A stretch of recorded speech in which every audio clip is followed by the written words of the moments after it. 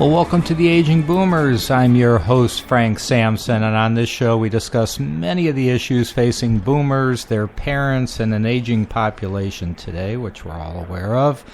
And thrilled to have you back. Actually, this is show number 20. Boy, time flies. Seems like we just started this thing, and we're already on show number 20. I just want to let you know that the show is sponsored by eldercareresourcesusa.com. This website provides great information for an aging world.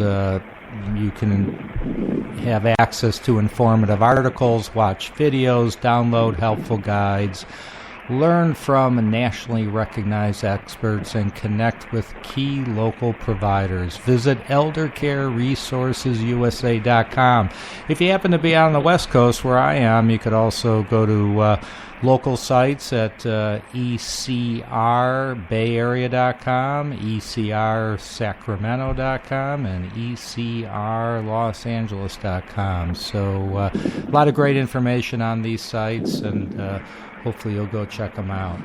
So we have, as always, we have great guests, and I want to, first of all, thank everybody for all their support. I know many of you have gone on to iTunes or gone to our site, agingboomers.com, to comment and give us suggestions, and it's been great. So thank you so much for all your support. So we have with us Fred Weinberg, and Fred is out in New York, and you can kind of tell maybe in the background a little bit that he's out in New York. You're right. Are you right in the city, Fred? I've been a New York City resident for about 30 years now, although my attachment to the city goes back to the early 50s, college, and then I started my work career in New York in the middle 50s, and I've been here ever since. Great. I'm a New Yorker. Great. So let me just tell you a little bit about Fred. Actually, a lady by the name of Marcy Alboher wrote a book called Encore Career Handbook, and she kind of capsulized Fred really well. So I'm just going to read it right from her book. It says, after 28 years as a parole officer in New York, Fred Weinberg retired at 55 and went on to a series of mostly full-time encores over a period of 20 years. Several of these positions built directly on his experience in law enforcement. At age 58, he went back to school to become certified as a police officer, then took an investigating position with the Brooklyn District Attorney's Office. At age 63, he started a 5-year stint with a neighborhood drug crisis program. He even taught a class called Everything You Wanted to Know About Crime in New York, but were afraid to ask. He also authors a book called Social Workers with Guns, which we'll learn more about. In his early 70s, Fred was ready for a change, but wasn't sure what he wanted to try next. At age 82, Fred is still very active in all aspects of his life. In fact, he never really slowed down, having changed careers several times after he retired, quote, retired, from a long career in criminal justice. Fred, thanks so much for joining us on the Aging Boomers. It's my pleasure. Yeah, it's great to have you. Thank you. So I guess I just wanted to start out there. You know, there's many people listening to this show in their 50s and 60s, even older, who want to work, may even need to work. When you were in your mid-50s, you not only started a new career, but went back to school. Tell us more about that experience when, you know, at that time in your career. Okay. Well, it was in the mid-'80s. I was approaching the age of 55. I had been with the New York State Division of Parole since 1961. Prior to that, I was a New Jersey parole officer for 2 years. So in the middle 80s, I was beginning to think about, where am I going to be going? Am I going to want to stay with this job? Am I still marketable? What did I want to do? Well, it was a conflict because I had just been appointed as a bureau chief, a relatively high-paying job, and it was something that I had aspired to. However, I was now 55. It was 1988, and I was at a crossroads. I said to myself, do I want to stay here? I mean, I got the top position. I'm comfortable here, but is this what I want to do for the rest of my life? Am I still marketable? So I made a decision that I was gonna take a risk. I was gonna move on, and I retired. 2 months later, I started collecting a pension, but I was lucky. A close professional friend connected me with a job in the field of criminal justice in New York, and it was with an organization called the VERA, that's V-E-R-A, Institute of Justice. And I got the job, but I was told I had 6 months to show that I could implement the assignment. Well, I succeeded.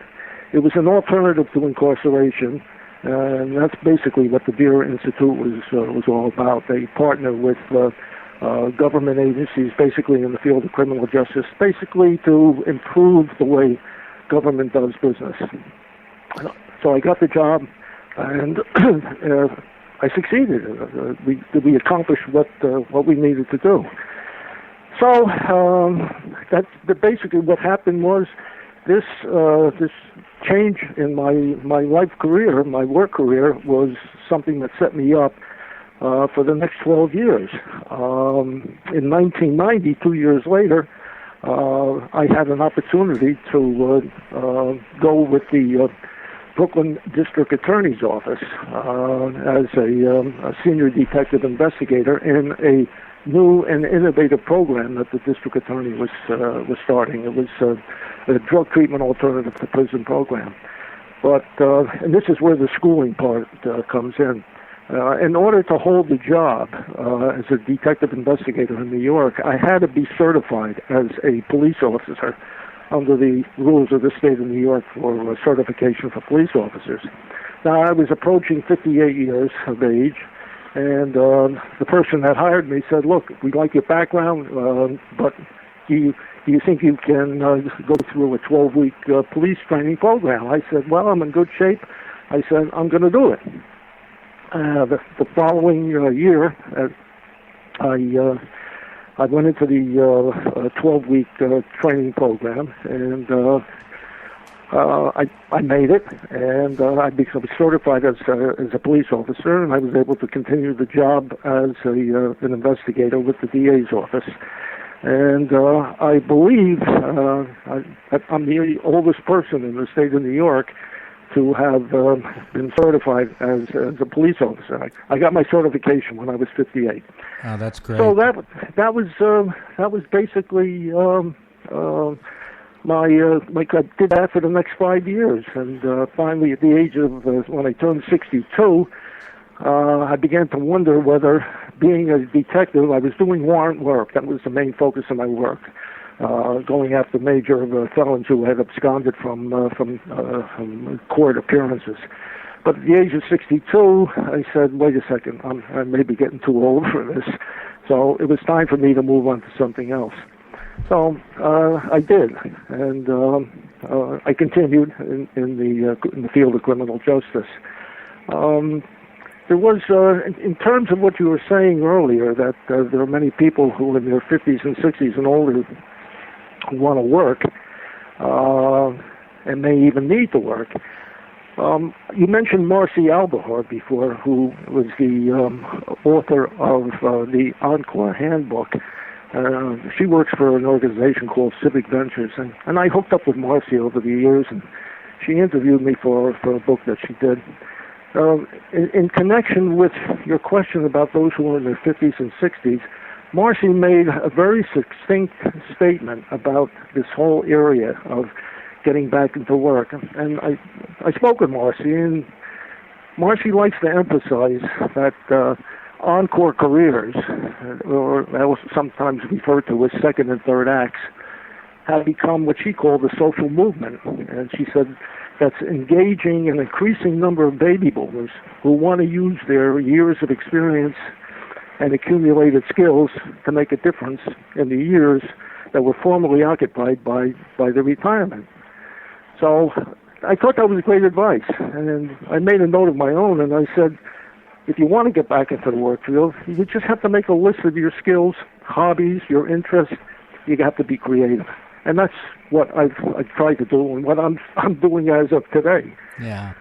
So I have a question for you. Going back to when you were going through that 12-week training. I'm sure it wasn't easy. It's probably not easy for anybody at any age. Did you, while you were going through it, did you ever think to yourself, "What did I get myself into? Why am I doing this?" No, I have to be honest. I don't want this to sound braggadocio.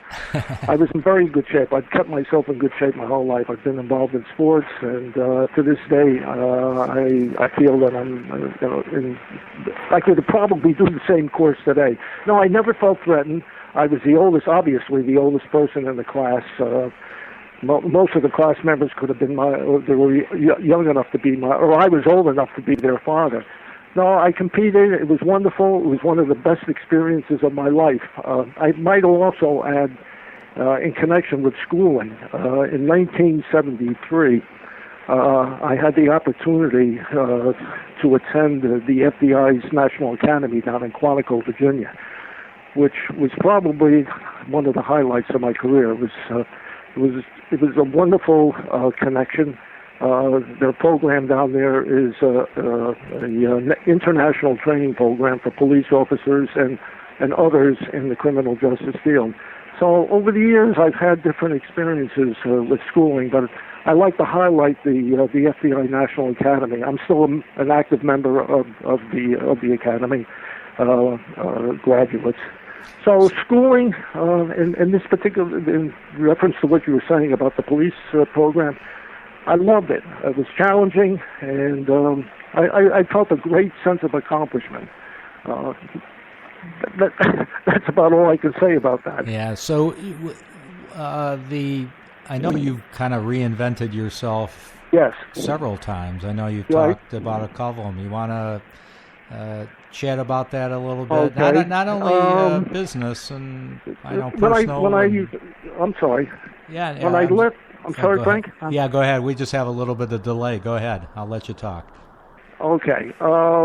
I stayed with the DA's office until I was 62, and that would have been in 1995. And I left there because I just felt I was getting too old to do the police work that was required. It was a rough job. It was dangerous because anytime you're going out and you're arresting people who are felons and going back to prison, there's that element of danger. But I accepted that. But it was time to move on. So what I needed to do was to find another job, and the other job, after I resigned from the DA's office, came my way. I didn't even go looking for it. A couple of months after I left the DA's office, I get a call from the president of the Vera Institute of Justice, a guy by the name of Chris Stone, who I worked for when I was at the Vera Institute. So Chris called me up and he said, "Hey Fred, how you doing? What's going on?" I said, "Chris, I'm not working. I'm attending an adult education program. I'm having a good time." He said, "Fred," I said, "I'm not offering you a job." He said, "I just want you to come down. We have a new project that we're toying around with, a new demonstration project." He said, "I just want to tap your brain. Come down. There's a couple of people. We're going to have a meeting." So I go down to the meeting at the Vera Institute, and Chris is there, and the person who's going to be running the new program, it was going to be a drug crisis center in the Lower East Side of Manhattan, dealing with drug addiction and working with families, and it really sounded intriguing. Well, we sat in the meeting tossing around ideas for 2 hours, and they were tapping me for my information and background. Well, at the end of the meeting, I said to myself, I want that job. So after a bit of discussion with Chris, he sent me over to see Carol Shapiro, who was running the program, and I said, "Carol, I'd like to interview for the job."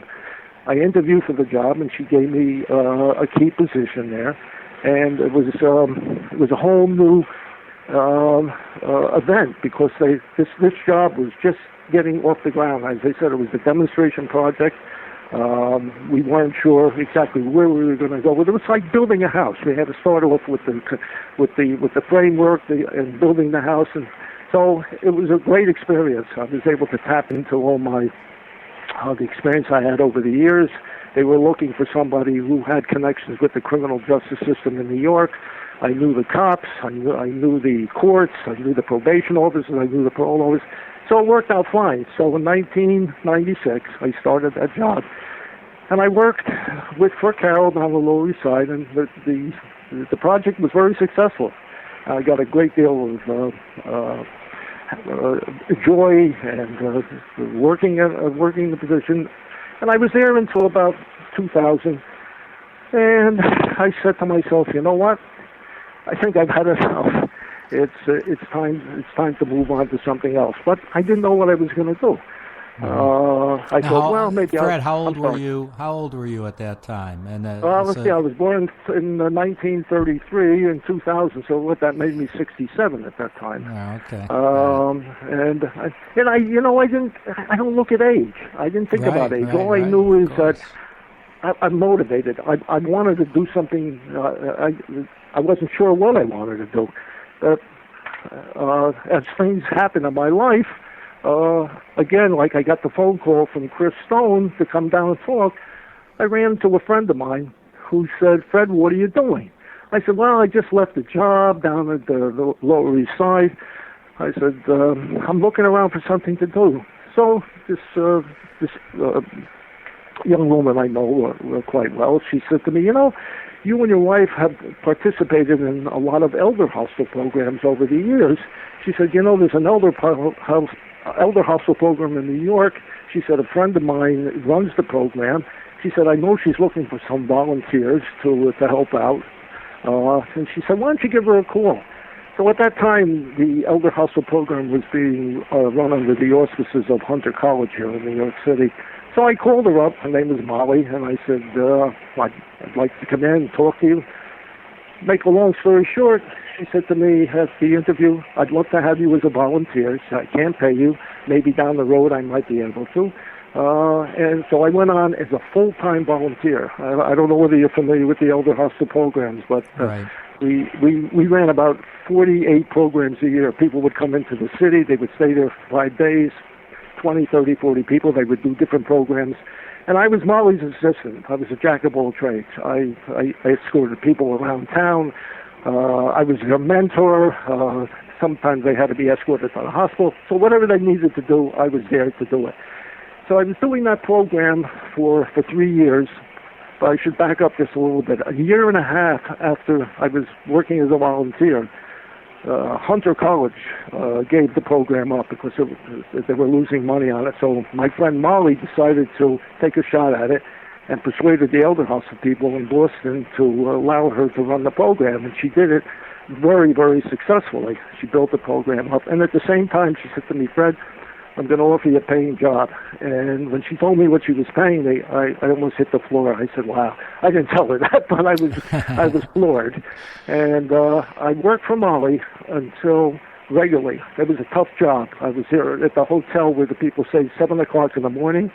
It was a 6-day-a-week job, Sunday through Friday. And the hours were long. And I was now into my 70s. I was beginning to feel it, but I was so enthusiastic about the job that I said, to hell with this, I'm just going to push forward. Well, I pushed a little too hard because early in '05, I tripped on a stair in the hotel, and I had a bad fall, and I ended up in the hospital with a fractured rotator cuff and a torn thigh muscle.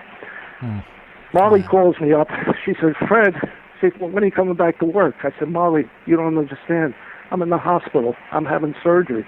She says, Fred, I don't care. Come in on crutches. I said, I thought she was kidding me. She said, Fred, I need you. I said, Molly, it's over. I can't come in. That was the end of that job. Yeah. So now I'm in the hospital. I had my surgery. This was at the well-known hospital in New York called the Hospital for Special Surgery. And I'm recuperating. I'm back in the hospital, which happens to be very coincidentally right across the street from where I live in Manhattan. So I was going through physical therapy, and again, the question arises: well, now what the heck am I going to do? And again, a friend of mine. It's always the friends. They said, "Fred, you know a lot of people." Excuse me? You know a lot of people. Well, you know what? You have to network. You have to be out there. I'm in contact with people all the time, and what's going on, and who's doing this, and that's the only way to, if you want to be in the work field, and you want to do something, you've got to be out there. You can't sit in your house. You got to be even if you're in the house, and you got to get on the phone. You got to get on the computer. Use your Facebook. So anyway, this good friend of mine said to me, they have a very nice volunteer department over at the hospital they are. Why don't you go in and see what's going on? Well, again, I don't want to beat this story to death. I went into the volunteer department, and they said, well, we do have something here. There's a new project that's starting. Why don't you go interview the social worker down on the second floor? We'll set up an interview for you. They just happened to be starting a new, what we call another demonstration project. They were looking to set up an advocacy program at the hospital for elderly patients who were basically low income, chronically ill, and in need of services. And these were patients who were attending our outpatient ambulatory care center. So they were just starting this program off. It was just in the blueprint stages. So I said, I'm not a social worker. I don't have that kind of background. So her name was Mavis, who was the assistant director of social work, said, Fred, I like your background. You've dealt with people. You've been a problem solver. She said, why don't we give it a try? I said, great. Well, we started the program off, and we worked on it. We blueprinted it, and we figured out who our patients were going to be, how we were going to approach them, what services we were going to offer them, what their needs were, what department we were going to be working in. Basically, we were working in orthopedics and rheumatology. Well, the program got off to a great start, and again, a year and a half later, I get called in to the executive office, and they said, Fred, we like what you're doing here. We're going to offer you a job. However, it can only be a part-time job. I said, you know what? That's wonderful. So now I'm in a position where I'm now doing a job that I've really grown to love and learning every day, a whole new world for me. And I had the position of team leader. So as a team leader, I had my own caseload. I work with patients, determining their needs, and I also supervise. We had volunteers, a couple of volunteers working in our department, as I had done. So I was supervising the volunteers, and then we were also supervising college interns who needed the internship as a part of their studies at school. So I was supervising interns, volunteers, and had my own caseload. And let's see, I got that started. This paying job started in May of '07, and I held that position until December of last year. And I felt I had reached my point of no return. I said, I've gotten so much out of this. I want to see what else is out there. So I started looking around, and I went to this organization called Reserve Inc., which is a great resource here in the New York area. It's also now expanding to other parts of the country, where they match people who are 55 years of age and older in part-time jobs, basically with government or nonprofits. So I went to them, and I got hooked up with another job. However, the job didn't work out. I was there one day, and I realized it was a mistake. Wasn't the right The interview fit. process we didn't connect for some reason. I was surprised they even hired me. The job really needed somebody who was very computer literate to work sitting at a computer all day, extracting and feeding information. And by the afternoon of the first day I went in, I said to the woman who was running the program, I said, you know what? This is not a good match. I said, I think I'd better call it quits before I get too involved. And I left. So I go back to the hospital for special surgery the next week, back to the volunteer department, and by this time they know me so well because I had been there over 7 years. I said, where can you find me a place now? So as of right now, I'm working 1 day a week as a volunteer in the pediatric department of the hospital. And it's a fascinating, exhilarating experience. You really have to remain very objective because they're working with some children and young adults who are very, very badly damaged by birth, congenital diseases. The hospital does a magnificent job there, and it's become here. I'm going to be 82 in a couple of months, and I'm doing something that I love, and I'm learning, and I'm contributing, and I feel like I have a place. I have a place in the world. I get up in the morning and I feel good about myself. That's great. That's great. Fred, you're. And I'm sure you realize this. I hope you do. You're such an inspiration. Hopefully, you're an inspiration. I hope to many of our listeners out there and people who are going to hear more about you and what you're doing. And it's great what you're doing. And I'm just thrilled that you were able to be on our show. And hopefully we'll have you back. I want to talk more. We don't have time right now, but you're even an author of a book, Social Workers with Guns. So if you're interested in Fred's book, just go online and do a search for Social Workers with Guns by Fred Weinberg, and you could actually download it. And actually, if I may interrupt, all you need to do is go onto Google. Yeah. Type in Social Workers with Guns, that's Fred Weinberg, and follow.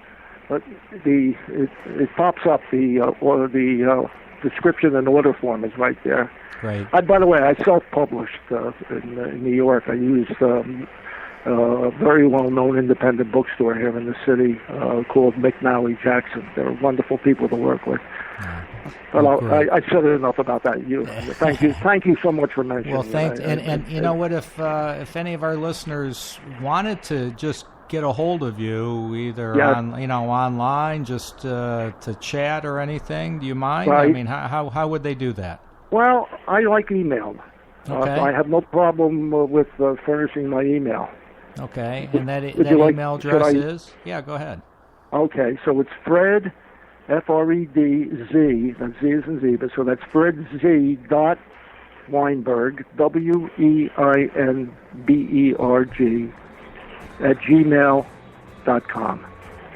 Great. Well, Fred Weinberg, thank you so much for being on our show. I'd love to have you on again. I mean, I know there's going to be another chapter in your career, I'm sure.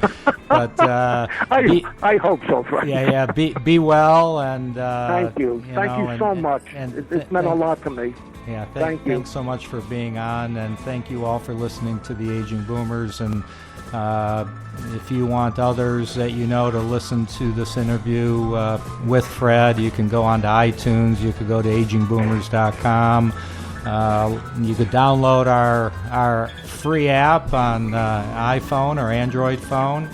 And listen, just be safe out there, and we'll talk to you all soon.